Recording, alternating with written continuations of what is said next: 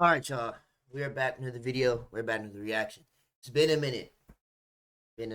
Almost 3 days. I ain't gonna lie, it hasn't been anything to really react to. But that being said, I can't go 3, 4, 5 days without reacting to anything. So we have our teacher, Mr. White. Our teacher, Mr. White, in the office. Now, here's a quick story time before we get into this video, right? I was reacting to this video. The flight watching the only time in history that water was safer than land. This is no lie either. I was watching this whole video, and I ain't gonna lie, I almost went to sleep. And I didn't even upload the video to the YouTube studio or whatever. I thought I did, but I didn't, and I almost went to sleep watching the video.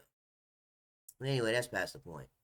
I was watching the video, and this video popped up. And I was like, man, I ain't gonna lie, this video look crazy. I think we should watch this next. Lord behold, he's watching this video. Reacting to the worst time to have ever been a human. Reacting to it now. That being said, let's get into it. What it do, flight crew? FTC. Flight team stand up! We got some so fresh, so clean. And what's crazy is, too, this was back in the school days.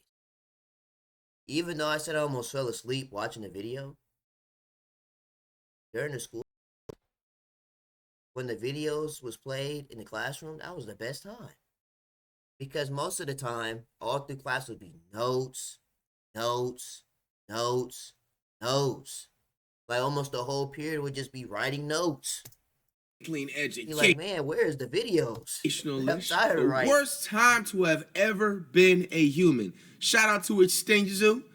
Let's check it out. We humans, members of the genus Homo, have come Educational remarkably reacts. far in the 2.8 million years of our I existence. promise I'll try not to fall asleep. And a lot of progress has especially been made within the last 200. And today we enjoy unprecedented levels of technology that has helped the worldwide lifespan reach roughly What are you doing? 73 years at birth. Levels of technology that has helped the worldwide lifespan reach. And today we enjoy unprecedented levels of technology that has helped the worldwide lifespan reach roughly 73 years at birth. However, the journey to get here has not been an easy one, and we've had to endure many hardships. Sometimes Is he getting chased by a rhinoceros? The journey to get here has not been an easy one, and we've had. Oh heck no! I can't imagine this. You out here in the. This is real. Before the mink, we was wearing tooth tiger. And he looking like, is that my cousin you wearing? Oh heck no, you about to catch this spear. This rhinoceros horn. To endure many hardships, sometimes caused by our own doing. And this is reflected by the shockingly low lifespans seen across time. For example, in 18th century France, it was between 27 and 30 years old. In classical Greece, 25. The Bronze Age, 26. Y'all ain't never lived life. During the Neolithic period, it got as low as 20. Oh yeah, because y'all was getting speared. That's probably the reason why. The Olympics. That was right through here. Bro, now I see why these, you know what I'm saying, some of these dweebs in this dude generation be trying to call like even like 20-year-olds like aunts, bro. Dweeb. That's funny. But yeah. That's why too, because I ain't even lived past 20. Because of the time periods like this back in the day. Y'all ain't even lived to see. Y'all had what they call a quinceañera. A few years later, say goodbye. Bro, did you see like the highest age like was like I had a sweet 16 and say goodbye. 27 to 30 years old. That means like literally after like 18 back in the day. You was probably just like a sorcerer if you live past 31, 32. Like all you gotta drop all the secrets. All the way like hundreds of years. Might be getting locked up. Years ago or whatever. Or thousands of years, maybe multiple thousands. You guys know what I'm saying, basically. Like, bro, you're considered a senior citizen after basically 18 years old back then. That's what I'm saying. So now it's like all making sense. They probably like some of the like people in the generation probably went back in time. You know what I'm saying? We're just like, hey, let's try and make history repeat itself. No, that's not how it's supposed to be. But that is actually really crazy that this is actually going on back then. And I mean, like, you also got to think about it too. There wasn't the amount of technology that was invented, like the medicines and stuff like that, and just different tricks and tips to help you just stay alive longer. And then they also had to deal with the crazy, like, you know what I'm saying, mutated type of animals back then too. Yet this being said, Homo sapiens, or modern humans, have had it relatively easy compared to other human species. This is something you should be eternally grateful for, as life as an early human was sometimes downright bull. And it's not too uncommon for paleontologists to unearth an early human specimen who died under very grisly circumstances. Now, based on an early human specimen what's who crazy died... is this could happen right now. You could see some whole tiger or lion chasing you looking just like these. And then you get bit in your neck under very like grisly those. Circumstances. Like that's now, crazy. Based on research, it seems that many Homo species suffered such lives. Oh yeah, that's when they was walking around with no clothes, naked, hunting with hyenas, eating gazelle.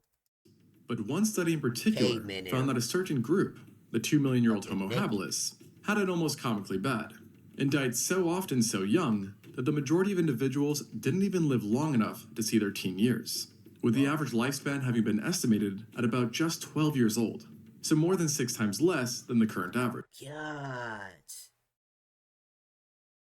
Yeah, that's crazy. 12? It'd be like Maurice from Planet of the Apes if you left past 13. That's crazy. Bro, what? What's crazy is 12? Your brain not even developed at 12. You ain't even seen the world at 12. Unless you rich. How you... What? The chances are... Man... Bro, I'd be so pissed, bro. Like, if I was, like, a human back in the day, bro, and a whole Tyrannosaurus Rex or a saber-tooth tiger takes you out, bro. Like, imagine you just a whole T-Rex just step on you like you weren't even there. And get some... Just step on him like a man. Some breakfast, that's bro, sad. and you just see, like, 5 packs of... You know what I'm saying? Like, saber-tooth tiger, or even, like, a woolly mammoth or something like that. They could just run you over. Like, man, that LeBron style. That's not fair. It was even lower, as the study looked at 26 random specimens and noted a lack of neonate and infantile individuals, heavily suggesting that the mortality rate was in reality much higher, and thus the life expectancy even lower than 12 years old. Such a fast and short life makes the Homo habilis the last human species you'd want to wake up as, and represents possibly the worst time to have ever been a human overall. Which thus begs the question, yeah, he said cheese. The worst time... Look at that, he said cheese. I got me a Homo habilis. And he happy about that. Time to have ever been say cheese. Human like, overall. Bro, which thus begs the question, why were their lives so utterly brutal? Well, unfortunately for them, the answer is that virtually everything was stacked against them, including their very own bodies, as Homo habilis was one of the smallest humans to have ever lived, possibly averaging under 4 feet or 1.2 meters, making them 32% shorter than ourselves, and in the best case, weighing just 60% of what we do. So the tallest... So that's basically just like a kid.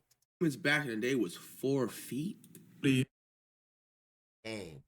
Seeing women, they do all that with somebody that's 6 feet. You would have been considered like a dinosaur in that era. Who would be considered a dinosaur if he was in this era? Because ain't he what, 6'2", 6'3", 6'4"? He obviously made these people was 4 foot. Quite vulnerable to injuries. And to add fuel to the fire, they didn't even have any notable robustness to their skeletal structure that would have at least helped them compensate for their lack of size. And it's likely that they experienced at least one serious fall throughout their life because they were partially arboreal, meaning they spent a good chunk of their lives in trees. And given that chimps often experience at least one major fall throughout their lives, the same can reasonably be said for Homo habilis, especially since they weren't as well adapted for climbing compared to chimpanzees. Although, relative to other humans, they were more ape-like overall, a result of them having been one of the first of our kind to enter the scene, with an existence that spanned from 2.3 to 1.65 million years ago. Some of these ape-like features included longer limbs and slightly apish extremities that allow them to better grip while climbing and swing from branch to branch. Now, possessing the ability to climb with ease is of course very useful. I'm sorry for pausing so much, but seeing, humanity like this reminds me of this video right here. Seeing humanity at its time reminds me of this. Y'all remember this? I ain't gonna play that song because of copyright reasons, but I know this wrong for me to be playing this, but it just seemed right because you got to think this was humanity at one point. They out here really hitting that stomp the yard music though. That's not even really the right one. Is there another one? Let's see. Oh, that's great. I do not want ads right now. School session.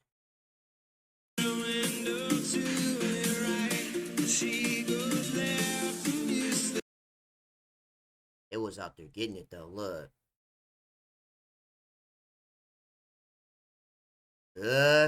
This is humanity at one point in time. Oh, that's enough. Anyway, y'all get what I'm trying to say. If y'all remember that meme. Especially when surrounded by predators. And in most cases, it lets animals easily avoid danger, therefore prolonging their life. However, in the case of the habilis, the benefits of this ability were largely negated, as it was paired with the worst possible diet, carnivorism. Now, you'd think that a human living on a plant would be strictly vegetarian, but the habilis actually exhibited one of the higher levels of meat eating seen in humans, reflected by their very large incisors that helped them cut through meat, and their proportionally giant mandibles that were thicker than those of any living ape or human, which allowed them to generate more torsion and stress while biting, and thus helping to rip meat off of a body. This being said, they did also eat a lot of fruit and vegetables, but their meat-rich diet ultimately forced them to leave the safety of trees routinely, a problem exacerbated by their fondness for fish.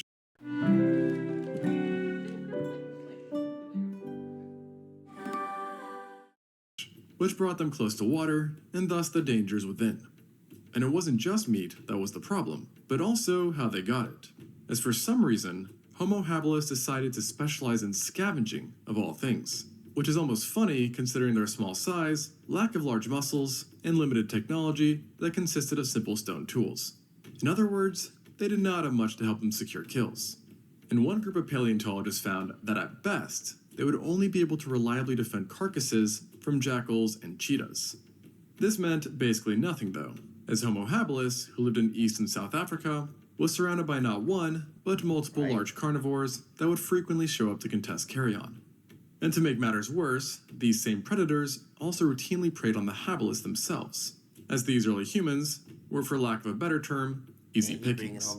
And so, if you were a Homo habilis, you can be sure that on the daily, you live under the this is how you as these early humans back then in that era. were, carrying them like those. For lack of a better term, easy pickings. And so, if you are a Homo habilis, you can be sure that on the daily, you live under the constant threat of being picked off by a very diverse range of different carnivores, that, mind you, each had their own unique terrible way to dispatch you. So I guess at least there's some variety. For now, direct evidence of interactions between predators and habilis are quite rare. But when looking at time and general vicinity, over 30 potential predators have been identified, with large cats in particular having had a profound impact on destroying their lifespans. One of the most prevalent ones lurking around would have been the Meganterion, a jaguar-sized saber-toothed cat that lived throughout Africa for the entire span of the habilis' existence. And despite being these animals only existed in Africa throughout those? I thought it was in like Antarctica and like all around the world. He's thinking the Ice Age. Shaped, it was more heavily Diego from Ice Age. And alarmingly had lower limbs that were actually lion-sized. These limbs possessed giant paws at the ends of them where razor-sharp recurved claws sat, just waiting to dig into the flesh of any unsuspecting Homo habilis. Once pinned, the habilis would then get to experience an array of sharp and serrated teeth, including 2 enlarged canines that would sink into their throat, severing major arteries and nerves, and fortunately leading to unconsciousness within seconds. However, unfortunately, there's also the chance that an unlucky victim would have had to experience the more rare, but much more terrifying killing method of having its entire head virtually covered by the attacking saber-toothed cat. And miraculously, this actually happened to a known human specimen, who had puncture marks to its occipital bone. In other words, the back of its head. But what's crazy is that the angle of the bite confirmed that the attack did not come from the back, but rather the front, which basically means the Megantereon put the entire human's head in its mouth. And the idea is that on top of causing skull and brain damage, such an attack could kill by completely smothering the victim's nose and mouth with a saber-toothed jaw, leading to suffocation. And in a case of more bad news for our distant relatives, the Megantereon had a very healthy appetite for Homo habilis. So much so, in fact, that it literally altered their carbon isotopic levels, which directly shows us that it was even more of a human killer than other animals that are associated with hunting primitive humans. He was hunting them as a sport. Okay. Such as the Dinofelis, which I should also mention coexisted with Homo habilis and presumably hunted it as well. And to add fuel to the fire, there was also Homotherium and Machairodus lurking around too, which is very unfortunate, as the latter happened to be one of the largest felids to have ever existed, with some species reaching 405 kilograms or 893 pounds, comparable to both the Smilodon and male polar bears. At this size, it's not hard to imagine that even a well-placed paw swipe could take out an individual, especially since many victims seem to be targeted while young. And avoiding death by Machairodus would have been surprisingly difficult, because despite its great size, the Machairodus was a better jumper than many of the smaller, more agile cats, as its legs were too short to pursue long chases, which indicates that it relied on powerful jumps in order to catch prey. Which is all to say that escape by climbing a tree was pretty much out of the question. Meanwhile, while smaller, the Homotherium still stuck out as a notoriously bad animal for a habilis to get caught by, as its canines and incisors were shortened but broader than what's seen in other saber-toothed cats, transforming them into powerful puncturing weapons that also benefited from crenulations. In other words, irregular serrations that were wavy, creating a one-of-a-kind bite that both sliced and punctured simultaneously. And now, while these cats were definitely a menace to hapless society, they were not the only group notorious for shortening their lives, as another family of predators that love to snack on our ancestors were hyenas. Bro, like the cats. That just sounds crazy, bro. Like, but it's actually facts, but it's sad at the same time, bro. Just think about, like, bro, ancestors, relatives, like, talking about, like, maybe 30, 40 different relatives down the line, like you know what I'm saying, like, ancestors, whatever the vocabulary you mean to say. Bro, one of them, like, seriously, like, everybody, like, that's watching the video, all of our ancestors were a victim to these crazy animals back in the day, bro. These prehistoric animals back in the day. They didn't even get a chance to live. You gotta think, like, these animals way bigger then than they were now. Bro. Than they are now. You know what I'm saying? They like, probably the size of this table. That's why it's, like, always important to be as grateful. Probably height-wise taller than a table. It's possible that, you feel me, you can just go downstairs, or you can just go, you know what I'm saying, in the kitchen or whatever, and you know, open the refrigerator or take a nice warm shower and stuff. Our ancestors didn't get eaten by no saber-toothed tiger for this. Like, bro, imagine they was probably showering outside, bathing outside in a, you know what I'm saying, a random lake, bro. And our ancestors didn't die from a hyena for this. Saber-toothed tiger just came out of nowhere and just took their head off, like nothing. Yeah. No effort. Like, there were also multiple different hyenas that went after hominids. I feel bad, bro. But there were two that really stuck out. Those being the Chasmoporthides and Pachycrocuta. Now, in typical like nice unlucky hapless fashion, the Pachycrocuta happened to be eat your guard dog. One of the largest hyenas of all time, with specimens not only averaging the size of a lioness, but also possessing a bone-crushing bite that is likely one of the strongest pound-for-pound bites of any terrestrial mammal. This unusually powerful bite was also problematic not just because it would absolutely destroy you, but also because the ability to crack bones meant easy access to bone marrow, and thus it's likely that Pachycrocuta showed up to a lot of carcasses. Not a great thing for our scavenging ancestor. And then when you add in the fact that Pachycrocuta likely hunted in packs, you suddenly have a whole serving and a half of death. Bro. And if caught, you'd also have to worry about the fact that in many situations, hyenas will literally eat their prey alive, which is something that I at least personally would want to avoid. And this problem would have actually been worse with the Chasmoporthides, a smaller, yet in some ways scarier. What is this? A gopher? I know gophers. One, this squirrel? When is a squirrel ever this big? Kind of hyena. I know a squirrel is not this big, bro. Like, that's crazy. Chasmoporthides, a smaller, yet in some ways scarier, kind of hyena. This was a member of an informal group of hyenas who are touted as being dog-like, meaning they are more gracile and nimble, likely prowling around in large packs. This more fragile size might sound like good news, but it really isn't. As small, but giant packs of dog-like hyenas eating you is definitely vastly more painful than getting one and done by a giant one. But the real issue wasn't this aspect of the Chasmoporthides, but rather its limb construction, which reflected adaptations designed for extreme speed, bearing a strong resemblance to the legs seen in cheetahs, and thus leading to it being nicknamed the running or hunting hyena. The major problem with this is that Homo habilis, on the other hand, was not a very good runner, and at best could achieve a certain degree of endurance running. And to add to their misery, these hyenas so they had no speed boost animations? That's tough. Could achieve a certain degree. The fastest you have is a 50 speed and quickness. When you got a running hyena running at you, running towards you? Endurance running. And to add to their misery, these they didn't have stamina either? Hyenas were also hyper 4 foot tall with no stamina and no speed, quickness, and agility? Carnivores, meaning that over 70% of their calories came from meat alone, a diet they enacted through their razor-sharp teeth that strangely had edges shaped like those of a big cat. But as bad as these guys sound, they were nothing compared to what lurked in the waters of the Homo habilis' environment. Giant crocs. In other words, a nightmare for our ancestors, considering that, as mentioned, they had a fondness for fishing, and not with a fishing rod or spear, but rather with their hands, which almost makes it seem like they wanted to be hunted down by crocodiles. And let's just say, these crocs were more than happy to oblige. The most notable kinds back then happened to have belonged to the same genus of crocodile alive today, the crocodilus.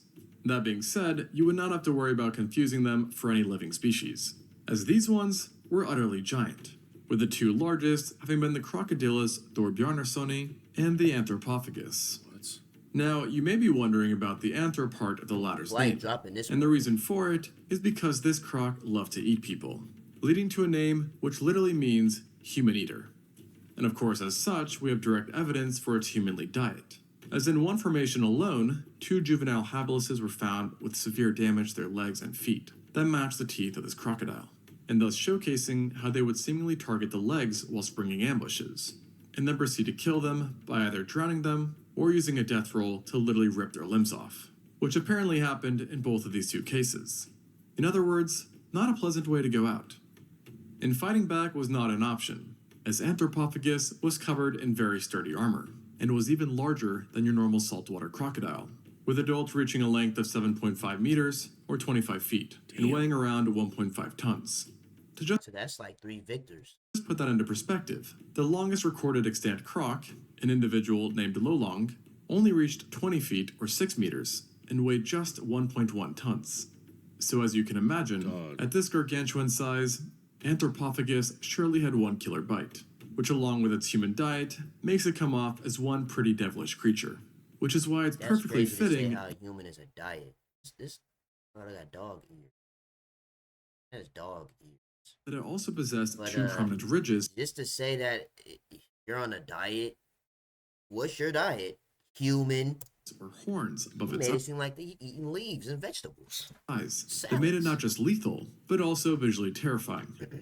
However, while it seems to have definitely been the most problematic croc for humans, it wasn't actually the largest, as that title went to the thorbjarnarsoni, a slightly older crocodile that also coexisted with the habilis, and preyed on them during the earlier days of our ancestors' existence. Thankfully, it wasn't that much bigger than its younger counterpart, having been about 8 meters or 26.2 feet long. But it's not that much of an upside, as that of course still makes it the largest crocodile species ever discovered, which in turn also makes it one of the biggest true crocodiles to have ever lived. And because its remains are so few and far between, there's a very good chance that it got even bigger. What was really unique about this predator, though, spilled my watermelon juice, bro. Damn. Bro, and the thing is, there's only a little left in here too, bro. How the hell that damn spilled like this? Damn. Spilling that watermelon juice and just sneezing. Bro, luscious flight. In addition to being gargantuan, it was also much broader than armored prey, such as large turtles. Despite this specialization, it was still likely an opportunistic feeder who no doubt fed on the occasional poor sod. In fact, the holotype for Homo habilis, a specimen dubbed OH7, may have been a victim itself, as its foot and leg bones bore large, broad, and deep puncture wounds that matched the teeth of a giant croc. And like the other fellows I mentioned earlier, it seems that OH7 lost its limb in this violent attack and also lost its life. No. But what's crazy is that things for this specimen were even more unfair than just this, as a certain group of researchers believe that it wasn't just attacked by a croc, but a mammalian carnivore as well. Because while analyzing the upper body, paleontologists noticed that on its parietal bone, the holotype had shallow groove marks that did not match any bite seen in crocodiles, but rather the damage bore an uncanny resemblance to the bite of large cats. Oh, nah, that's just evil. And thus leading to the idea that a leopard-sized mammal had... Bro, you imagine, man, you just getting carried up a tree branch and being lunched to another cat, bro? taken a chunk out of OH7's head. Ouch, to say the least. Man, said some ouch. Yeah, ouch. Yeah, ouch. It's not known for certain. You getting NBA Street Volume 2 alley-oop to another cat. Yeah, this attack had been carried out after the specimen had already died, or if this had been an earlier attack that had managed to survive. While this question remains, it's clear that these guys had many predators to watch out for. And of course, prehistoric cats, hyenas, and giant crocs were just the tip of the iceberg, as you also had many predators around that are still alive today, including various panthera, canids, birds of prey, and snakes. Snakes especially were likely another major component in explaining Homo habilis' short lifespan, because despite no direct evidence of attacks being known of, we do know that in general, snakes and hominids have a dicey relationship at best. And to this day, snakes cause tens of thousands of deaths within Africa alone, with venomous snakes being the worst perpetrators. While in uncontacted tribes, attacks by constricting snakes remain the highest source of mortality for specific groups. And some scientists believe that snakes were so problematic for early man that they essentially created an evolutionary arms race between the two, with enhanced visual detection possibly being an adaptation designed to better help us detect camouflaged snakes. Not to mention that primates in general may be literally hardwired to fear snakes, at least according to a few studies. So in other words, it's pretty much guaranteed that Homo habilis were also victims of serpents. Now, the amount of predators that the habilis' diet forced them to confront was no doubt a travesty for them. Yet it wasn't just predators that ascending the trees brought them into contact with, as many territorial herbivores and omnivores were also found in great numbers, and included a variety of prehistoric rhinos, hippos, giant warthogs, elephantidae, giraffes, and bovids.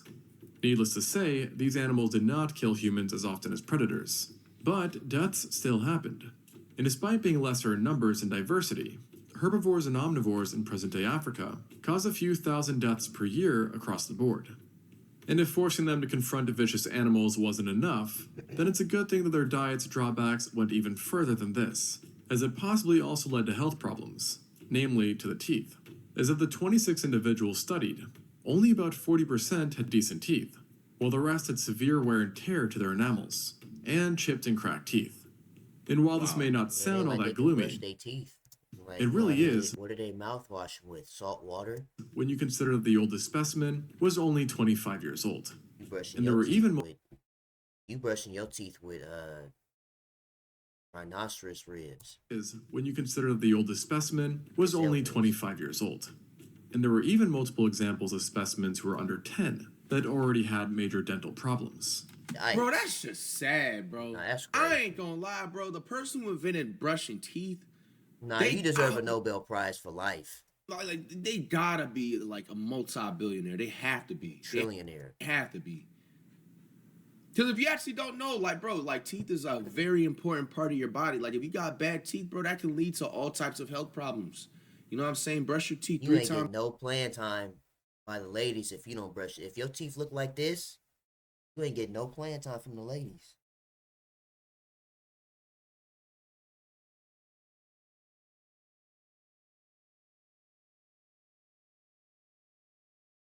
The first toothbrushes were invented by the ancient Egyptians and Babylonians between 3500 and 3000 BC.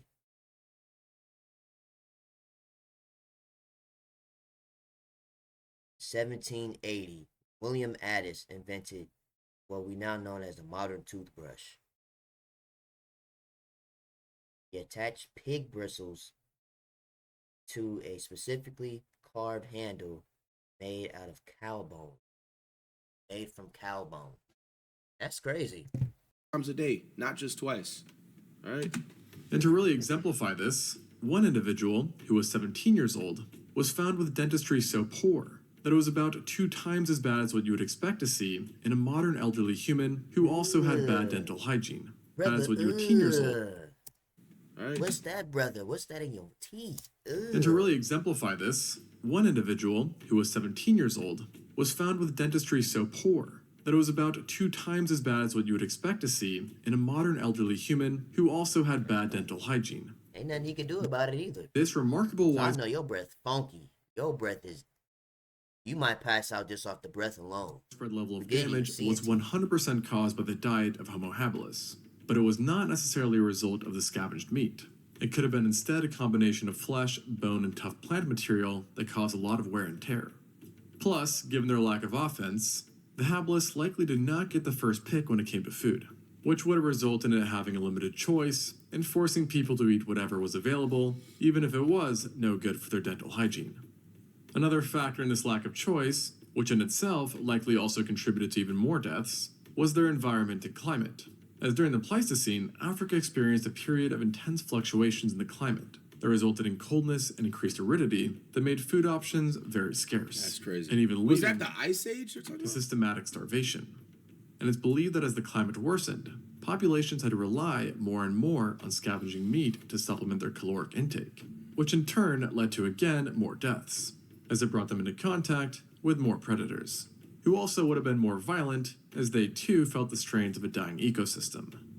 And interestingly, but perhaps not that surprising, the competition that was created from these climatic changes may have also led the habilis to experience more fatalities at the hands of an animal it was very close to, itself. And I don't actually mean other habilises, although this was definitely a possibility, but rather other humans. Oh, this is where cannibalism started. No, they could have did better than this, man. This remains have been found in the same area of not just one, but 3 other Homo species, as well as another hominin, with these specifically being That's where what's Homo. got that from? That one man that was sitting up here boiling human flesh like it was chicken or something. Gaster, I forgot what Erectus, his name was. and Rudolfensis. He had a whole documentary about it. I just and the forgot what his name Paranthropus was. boisei, respectively. We are aware that interactions with these close relatives at least sometimes ended violently, as there is at least one known Paranthropus specimen who was definitely killed by a habilis, possibly even becoming food for it. Ended violently, as there is at least one known Paranthropus specimen who was definitely killed by a habilis, possibly even becoming food for it. They was eating relatives back in the day, bro? Nah, that's... Man. Y'all are eating your own granny. That's crazy. Now in this particular That is a tough time period, man. instance, the habilis managed to secure the the Jeffrey Dahmer story. That's what it's called. So they was out here Jeffrey Dahmering each other. With the other Homo species, it was likely at a severe disadvantage for a few reasons. I think that's what his name was. Firstly, it was the smallest Homo species at the time, and the least adapted for a terrestrial life, so any confrontation on the ground would have been the home field for the others. Secondly, the habilis unfortunately had the second smallest brain seen in any human, with an average brain size of between 500 and 687 centimeters cubed, making it 25% smaller than the next smallest brained Homo species it coexisted with, the ergaster, while the erectus can sometimes have a brain literally double the size. This large difference likely led to an intelligence gap between the habilis and its competitors, a notion partially reflected by the varying technologies that each species achieved. As for example, the erectus had access to controlled fires, picks, knives, and cleavers, which would have given them a huge edge during any fight, to say the least. And to make matters worse, despite not being a hominin, I will also mention that the ape Dinopithecus was likely a part of the fray as well. And in some ways, this creature was even more unsettling than multiple Homo species, as it was a giant primate that was closely related to baboons, and thus had giant fangs and would have been roped with large amounts of muscles. And when considering the fact that it could have been 3 times the size of Homo habilis, we should probably add this guy to the already very long list of potential predators. Ultimately, it was a very tough and unfair world to the Homo habilis. And according to the original study, the worst part of an individual's life would have started at around age 10, when they entered a phase associated with maximum mortality. Though ironically, reaching 10 in the first place would have already made you one of the luckier ones, as based on another study, it's presumed that 40% of everyone died before reaching double digits.